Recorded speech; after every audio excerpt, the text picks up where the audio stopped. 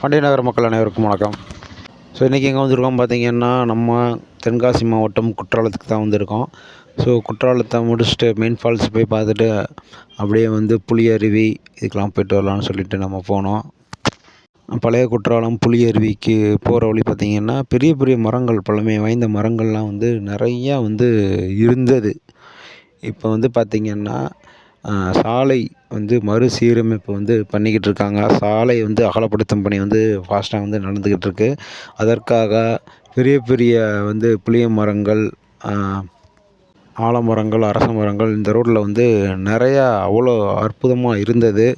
இப்போ வந்து அதை பார்த்திங்கன்னா வெட்டி சாய்ச்சிட்டாங்க. ரோடை வந்து அகலப்படுத்துகிறேன் அப்படின்ற ஒரு காரணத்திற்காக பெரிய பெரிய புளிய மரங்கள், ஆலமரங்கள், அரச மரங்கள், வேப்ப மரங்கள் இது எல்லாமே வந்து அகற்றிட்டாங்க. ஒரு இயற்கை சார்ந்த ஒரு அருமையான இடம் குற்றாலம், தென்காசி மாவட்டம் ஃபுல்லாமே. இந்த ரோடு பார்த்திங்கன்னா திருநெல்வேலிக்கும் அம்பாசமுத்திரம், பாபநாசம் செல்லக்கூடியதுக்கு ஒரு இணைப்பு சாலையாக வந்து இருக்குது. நம்ம குற்றாலத்திலேருந்து இப்படி ஒரு அருமையான சாலையை வந்து நம்ம இப்போ இழக்க போகிறோம். நம்ம வீடியோ எடுக்கும்போதே வந்து பார்த்திங்கன்னா ஒரு 50% மரங்களை வந்து வெட்டி எடுத்துட்டாங்க, தோண்டி எடுத்திருக்காங்க. ஸோ சாலை அகலப்படுத்துவது வந்து ஒரு நல்லது தான். பட்டு மரங்களை வந்து எடுக்காமல் எந்த அளவுக்கு அகலப்படுத்த முடியுமோ அந்த அளவுக்கு வந்து நம்ம வந்து அகலப்படுத்தியிருக்கலாம். ஸோ இனிமேல் இந்த மாதிரி ஒரு இயற்கையான ஒரு அற்புதமான மரங்களை வந்து நம்ம பார்க்க முடியாது. இவ்வளோ ஒரு மரங்கள் வளர்ந்து வருவதற்கு வந்து ஒரு குறைந்தது வந்து ஒரு 20லேருந்து ஒரு 30 வருடம் ஆயிரும்.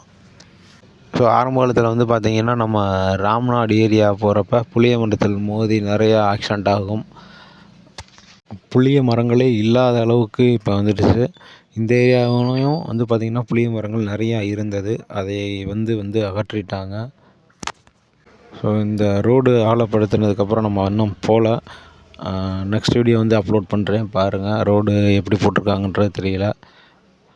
மீண்டும் மற்றும் ஒரு நல்ல வீடியோவில் நான் உங்களை சந்திக்கிறேன். நன்றி.